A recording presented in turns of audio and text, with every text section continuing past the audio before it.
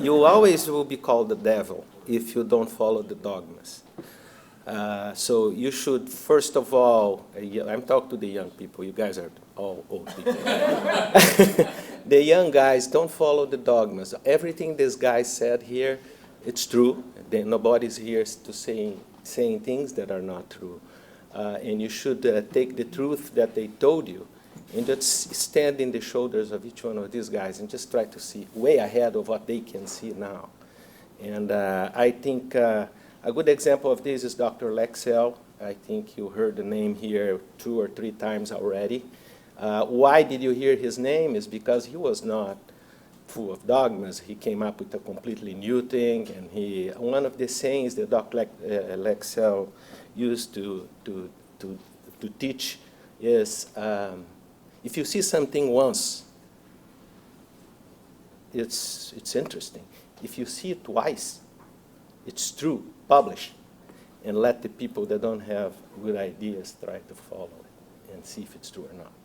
So that's a truth that probably we should follow to be able to develop things.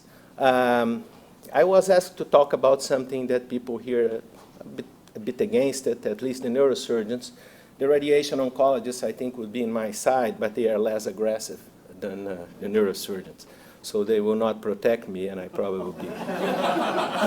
probably be lynched here. Well, I have the disclosures you see here. I work with everybody. I don't have any dogma against any one of these instruments. They're all excellent. Some advantages, some disadvantages, but they all do the job you need to do. The concepts of fractionation and radiosurgery, I'll discuss those with you. Single versus fractions. When should you do this? In a rational way. And it will be in these applications here because they are the most common, and I'll go quite fast through them to be able to say all this. Well, Dr. Gelberg was a hard-headed guy. He was a dogmatic man. And you didn't hear his name here today. He passed. He was one of the great radiosurgeons of all times. He was trained by Dr. Lexell. He came and developed a new instrument with a proton beam. He developed a way of calculating doses that we all used previously. And now he was abandoned from the history. He is not even in the society. Nobody talks about this man anymore. It's a shame. He was always insisting in precision and accuracy. I heard that from Dr. Friedman here today, and I learned that from him as well. He had a very good saying at some point that the one that develops it, this is Dr. Friedman, I heard from him, the one that develops it is very careful about it and does it with a lot of care. The second person that does it doesn't have the same care. The third does all the mistakes that the first didn't do. So that's it's a reality of what we see. Well, at that time, this man was already doing intensity modulation, shape beam radiosurgery, circular collimator, hemi beam, and 2 Brazilians were slaves there. Single dose, single fraction radiosurgery, 5 fractions for billing purposes radiosurgery. I think it goes beyond billing. I think if you diminish the fractions of radiation, you do affect vessels way more than you would affect with the whole fractionation scheme. So every time you want to affect blood vessels, if you decrease the fractions, you probably get some better results. And I'll discuss that with you a little bit later. So and stereotactic radiotherapy really is what we call the multiple fractions. Devices were developed, best dose distribution, precise, fast delivery. The new gamma knife, the perfection, really tried to embody all that. And more than that, it embodied the saying that it's harder to make the mistake if you are the third guy in the line. There's a lot of saying about that. Why I'm saying that? Because I'm paraphrasing now Dr. Smith that talked before me. I have done 179 published in the literature. I have done more than 300 now. Radiosurgery with a linear accelerator for trigeminal neuralgia. Well, I used to work in an institution that had a school of physics. The people there, they're outstanding. So I was well protected from getting a mistake done. What Dr. Smith showed in Phoenix, I reviewed the case and I said to the guy, paid for it, to the hospital, but you should pay because you can't win this. There are other cases also in the United States that I reviewed because the third guy was not as careful with it. Well, triangulation from the operating room brought the linear accelerator, and the linear accelerator now becomes a stereotactic frame, the room. But this stereotactic frame needs more than pins. Put a pin is quite easy. It's not good for the patient, but it's easy. Here you need X-rays, you need the CT scan done at the moment of the procedure, and you need also the reflexing markers. So you are using 3 techniques to do a frameless stereotaxis of a trigeminal neuralgia. So you check it 3 times instead of 2. And you need that precision also to treat a tumor like this. And what do you do when you have a tumor like this? Was well discussed by Dr. Shulman here, the professor. He discussed with you that you should remove this tissue here so you can not give 64 gray. Here, 70 gray given in fractions, 64 gray to the middle of the brain stem. Can you do that? This is a question I leave to the radiation oncologist. Well, that's just to illustrate what I said in the beginning. You cannot close your eyes. You just always open your eyes ahead and try to do things innovative. In 96, we had a device that started to do fractions, started to do fraction radiosurgery in 93, actually a little earlier. But at UCLA, we got the device then, and it turns into be 40% of everything we did there. So it's not that we believe only on this. Actually, we believe more in single dose.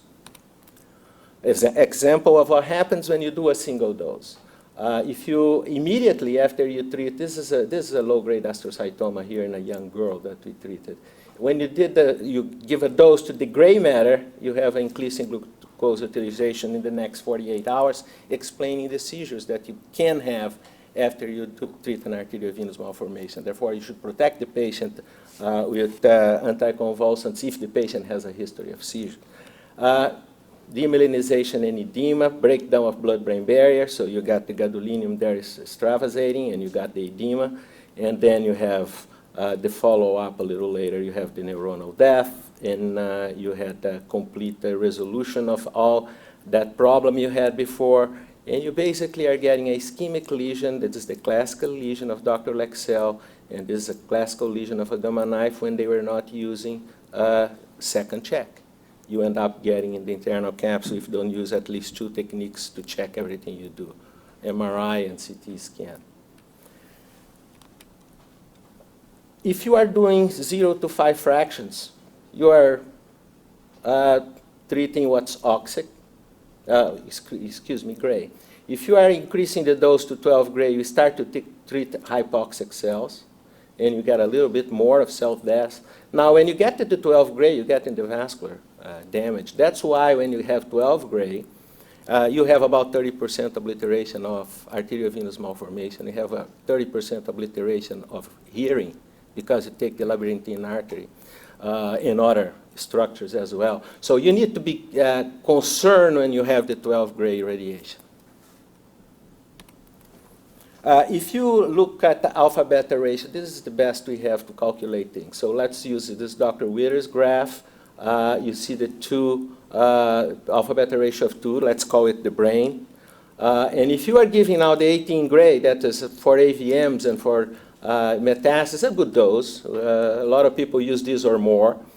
You are, in effect, in fractions of radiation of 2 gray, you're giving 90 gray. This is a whopping dose if you are fractionating. Now, if you are giving your 12 gray in an acoustic neuroma, actually you're giving 45 gray. This is a very acceptable dose to the brain. And if you're using, if you're giving your 8 gray here and you extrapolate, you're actually giving a turn of 20 gray in fractions. So this is very safe. That's why you do that to the optic nerve. Well, you should take advantage of all these depending on what you're treating. We will call hypofractionation up to 5, single, and then full fractionations if we go more. And there it is, the 8 gray. You can destroy if you want. You can manipulate if you want. Radiation is extremely powerful physical way of dealing with lesions in the brain and elsewhere.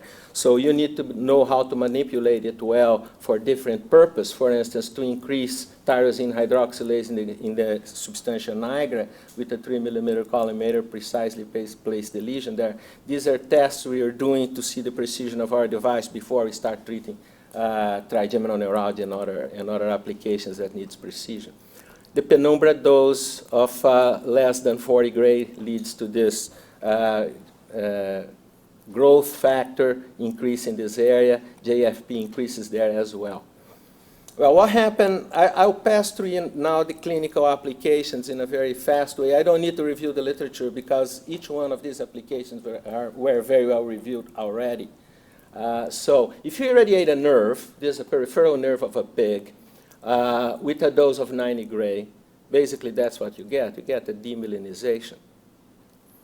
Well, you see that's not a complete demyelinization, so you have still fibers working there. That's why when you treat a trigeminal neuralgia, putting your target right in the middle of the nerve, you're not going to have complete numbness. You may have a little bit decreased. The patient may not complain about it.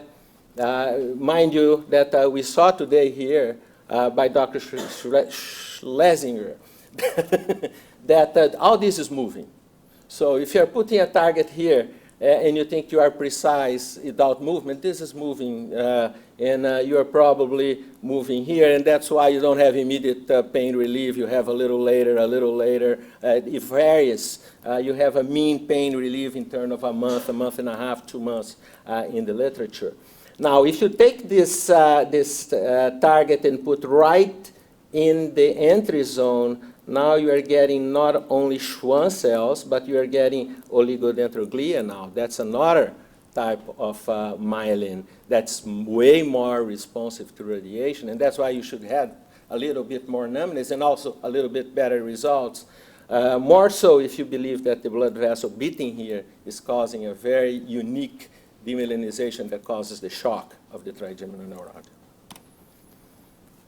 Our clinical data on this, on the 79 patients already commented. What we did is, this here we are treating in our initial phase with a 5 millimeter collimator, 70 gray. This in the early 90s. And you progress to bring the 30% isodose line to the brain stem, and then the 50% isodose line to brain stem using 90 gray. You notice here that we improved the results as we moved closer to the entry zone, but we didn't increase the numbness. So we feel that indeed you can take a little bit of the myelin in this area and have better results in the patients. Mean age of the patient, 74 years old. So it is not young patients. And with this, we developed the technology of being able to treat pain, dermatomal pain, itching, and other problems that are intractable by medication, and even help patients with cancer pain in the dermatome. Quickly, single-dose radiosurgery works very well in hamartoma, hypothalamic hamartoma. You can control seizures in a very good class with a dose that's not very high. However, if you try to get the 18 gray, you do have a lot of edema here. It was already discussed. A lot of visual field defects and steroids in a large group of patients, 53%, 61% with the high and low dose. This is the result of the randomized trial. Therefore, when you increase the volume of your treatment, this is an 8 cc volume here in the hippocampus, you have to think another strategies of how to treat this. And this needs to be developed. It's not developed yet. Shall we use hypofractions here? full fractionation already was shown that didn't work in the literature in the early 30s, but shall we revisit that with better technology? So we need to look into this and develop a better way of treating these patients. Now, when we increase the volume, this is from Dr. Gelberg. This is his graph. Then he was already talking about the sensitive areas. This graph has been used throughout the world. Is just not much common these days. But if you arrive to the 12 gray, we start not to have results in the vasculature. This is done for AVMs. If you have a small AVM, it's a no-brainer. You're going to treat with a high dose, and you're going to have a good result. And this was thoroughly discussed. Well, what about if you have a large AVM and you fail? Well, now you have an AVM that is in a very sensitive area, is in the motor area, and you have a big challenge here. What to do with this? We decided that we would work with it in a period of about 8 years. We had experience working in Sweden that if we fractionated this with a specific dose of radiation, in 8 years we will have a result. So we chose not to do the stage. Stage can be very successful. Jason showed it very well here that you can do this, but you can also fail on this if you do it the wrong way. And you will bleed. You can have more hemorrhage here. Interesting, I was in the AVM symposium in Nancy this year, and they were telling there that you should treat the venous portion first. So it's a new paradigm that people are starting to talk with, including Jean Régis from Marseille starting to talk about treating the venous area first. It goes against everything the neurosurgeons know, because you know if you close the vein, you're going to blow up the AVM. So we choose to do it in fractions, homogeneous fractions, so we get the whole lesion slowly and progressively going away. So we see a lesion like this. Now, I call attention for these blood vessels here. These are very small, little blood vessels. These are the ones that respond to radiation. When you look at the fistula, the large blood vessels, they don't respond even to single dose very well. So this is a patient that we retreated with 18 gray later on because we had a 1-year response on this. Very fast, we got to this. We got to this. And then we retreated it here later on. And we reported then that you should hypofractionate, you decrease the volume to 1/4 almost. And then you can treat this. You turn a lesion that is not treated by single dose into a lesion that's treated by single dose. And you are not increasing the risk of bleeding during the waiting period. So you will look into in the literature what we could come up in terms of what's the best dose. This is the dose we use. And we do take about 8 years to get this 83%, and this is data from Lindvall in Sweden, in Umeå, with a 4% complication rate, with the same bleeding rate of the natural history of the disease in terms of 2.5 a year. We have done this here. We have done this as well in the report that we did, and we think we can increase a little bit. We're calling this the red zone because Dr. Andrews from Jefferson University, he has already done this with a 14% complication rate. So where are we on this is very hard to push. Well, do you abandon completely the 12 gray? No, I don't have courage to give more than 12 gray or fractionate a scheme that I don't know very well in a patient that has a brainstem AVM like this. So it does respond to 12 gray. So it is approved the vasculature do respond to 12 gray. Why I don't go below that? Because Dr. Gelberg, who I work with, he treated large numbers of patients with 11 gray and 10 gray. And those patients are reviewed in Germany by Dr. Medorn that showed that it was a disaster. The patients did much worse when you get a dose below that. But this opened up other opportunities, for instance, to treat an arteriovenous malformation located in the shoulder of a young, beautiful lady that had a lot of pain. She had the pain completely controlled, and the AVM almost completely disappeared. There was a little bit of venous drainage. This is the report of the neuroradiologist. Well, you saw that if you want to destroy blood vessels, single dose is the best way. Hypofraction is the second way, if you want to decrease a little bit your risk. What about with meningiomas? What did we do with them? Well, we classified them, if they are in the optic nerve extending to the brain stem, they just increase the classification. And these in yellow are the ones that are candidates to stereotactic radiotherapy. Example of this, a tumor in the tuberculum sella, a patient operated on in the neighbor hospital in Los Angeles, and she lost the vision in an eye and half of her vision in the other eye. So I was seeing the patient with just this amount of vision, and we treated with stereotactic radiotherapy, full course, 50/40 gray. And here we have improvement, 15 years, 8 years follow-up. She's now more than 15 years follow-up at this point. This also opens the opportunity to treat the optic sheath meningioma, and Dr. Andrews was first publishing this very nicely. These patients were waited to lose the vision and then have enucleation or removal of this whole nerve, and now we can preserve their vision. Tumors involving cavernous sinus and involving the optic nerve, we reported on them, 97% control rate, excellent results, biopsy through the foramen ovalis, so you can confirm if you want. Sometimes you need, depending on the history, you need a biopsy, even though it looks like meningioma. And meningiomas with single dose, meningiomas with fractionated, you see that it's extremely effective. With fractionation. Those are growing tumors respond to fraction of radiation. If you do single dose, you may miss some of the tumor. Mainly, this is old data.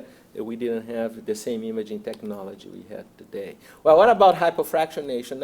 I have adventured in some of this. Hypofractionation for acoustic neuromas and hypofractionation for meningiomas. You see very clearly that there is some normal brain here receiving my tolerable hypofractionation. And you see that I had a problem with this patient. He became hemiparetic. Obviously, he was uncle of one of the doctors that worked with us, and that was not a good thing to deal with. He got better, though. Now, then I make a statement there that I think meningiomas, you do very well with fractions. If you can do single dose, you do single dose. Fractions of radiation don't involve the nerve, and you're going to help the patient. Surgery is the best way to deal with a meningioma, in my opinion. If you can operate the patient without deficits. You're not allowed to make deficits in anybody these days. 16-year follow-up of pituitary adenoma that was growing, radiosurgery starting at UCLA, we treated the patient, and then the patient had a son after that and moved to Virginia. I don't know how she's doing at this point. Now, what about tumors involving the nerve, really? Here, this is our old man that didn't want surgery. Yeah? And then we just fractionated the whole thing with a low dose, not much risk here, and we clean the nerve. My opinion, this patient should be operated on. He is here having his vision being threatened, and I think you should just operate on those patients. You have high control with fractionation, mainly if the tumor is non-secreting tumor. If it is a secreting tumor, surgery first, surgery second, and then secreting with very high dose radiation if you can do that without the risk. What about craniopharyngiomas? I want to make a point on the cyst. The cyst respond to fractions of radiation.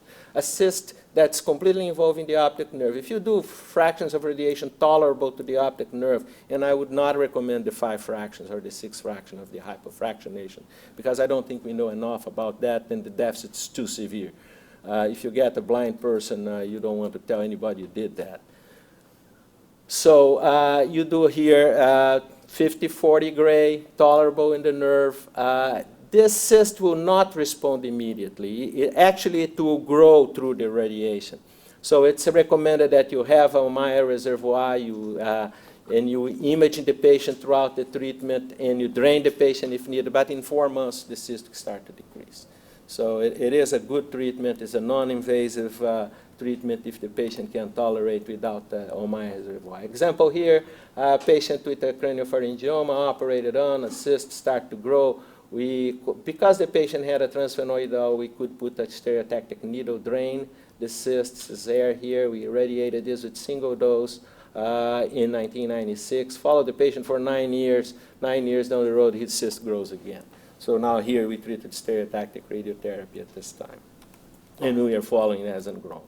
Well, acoustic neuromas. John Adler from Stanford, he convinced me that we should do hypofractionation. So what's the scheme, John? John, it's 7 times 3. I treat 3 patients with 7 times 3. I got edema. I put the patient steroids. I never have had much problems with the 12 gray radiation. I say, John, I'm not going to do this. So let's do 5 fractions. I then tried 5 fractions. Same. I had the same problem with it, abandoned it. And then John published about 6 months later, 3 patients getting blind, getting losing hearing, because he was recommending for patients that had hearing. So for us to have hearing, we would go to the full fractionation scheme. I think that's why Dr. Friedman called me the devil, but there are other devils in the literature saying that that works, so I'm not alone on that one. So intact hearing, he is a patient treated with intact hearing. Trigeminal facial and hearing preservation, it's very high, it's at the 90% level there, so it's pretty good hearing preservation in our data. The response is pretty similar to what you have with 12 gray. You actually have, in the same time frame, you got the ghost tumor, and then you're going to get it to decrease in size. Dr. Andrews showed that the better hearing preservation. This is not my error here. This is went to the other computer and kind of messed up. Don't think that I'm not careful with my slides. I am. Another data literature from Germany showing the same thing, 94%, 5 years follow-up. So yeah, fractions do work for acoustic neuromas. It's practical. No, it's not practical for the patient. And many patients do prefer to have the single-dose radiosurgery. Well, this is what you want. This is a comparison, SF36, quality of life in patients in Los Angeles versus acoustic neuroma. They all have the same quality of life. That's what you want to do for your patients. These 2 guys here were dating when this guy had a tumor, and I offered him money to buy a ring to marry with her, and she did. He did, and reproduced his 2 beautiful kids here. And this is his tumor 17 years later. So, and the family is doing well. Now he drives a truck. So if you have a tumor involved, this is a low-grade astrocytoma here involving the hypothalamic area and the optic nerve. You can full fractionation. It's a good thing to do. We know it works. Radiation oncologists have a lot of experience with it. Now, glioblastoma multiforme, we really stopped treating this in 1998 when we reported a paper that single dose didn't work. Well, am I right or am I wrong? Well, I shouldn't be dogmatic. There are people there in the literature doing this. I think with hypofractions, with fractions, you need to try. But what we're doing is you're just changing the patterns of failure. This is not a local tumor. You may increase a little bit of survival, but you're not going to really make a dent in this very difficult disease. Metastasis, we are doing hypofractionation in metastasis. This is 1993. We were doing this in New Mill, and we compared data from UCLA. At that time, we were doing a very high dose, and the metastasis here, 70% isodose line. You see the volume. We're doing their 600 centigrade, 6 gray, 2 to 3 fractions, low dose, large volumes. Obviously, this one was better result than this one, but they had the response there. And at that time, we reported that it worked. Well, it's showing up in the literature now. Now the technology allows to do hypofractionation. Then you start to see that maybe there is some advantages in cases where the volume is actually bigger here. It's missing the volume here. This is our internal 21 here versus 15 in the radiosurgery, and you still have a better result in the fractionation. And this was statistically significant in the literature. This is the group with Dr. Valerie at St. Petrier. Also here, we are still looking into the fractionation versus the single dose here. The target volume is usually much larger in the cases that have fractions. So therefore, you will have results that are probably better still with the fractionation, which is a challenging for the single dose radiation. But in my opinion, the large metastasis should be operated on. And I would much better to treat the tumor bed than to treat a large tumor in someone's brain and having to put them in steroids for a long time. Other applications with fractionation in general exist. This patient had failure of radiation therapy, was bleeding through the nose all the time, a young man, and here you do SRT, stereotactic radiotherapy, with resolution in about 10 months. Other very difficult problem, here is a rhabdo. Patient would be enucleated, a very young boy, treated, and it's very fast response, April, June. 5 years follow-up. So multifraction radiosurgery or stereotactic radiotherapy has a very important role on the management of intra and extracranial diseases. And in extracranial diseases is really the applications increase not only in spine that you'll hear tomorrow, but also in the whole body. The choice depends on the location and histology, and I think, I hope I could convey to you where I think that you should abandon the single dose of radiation.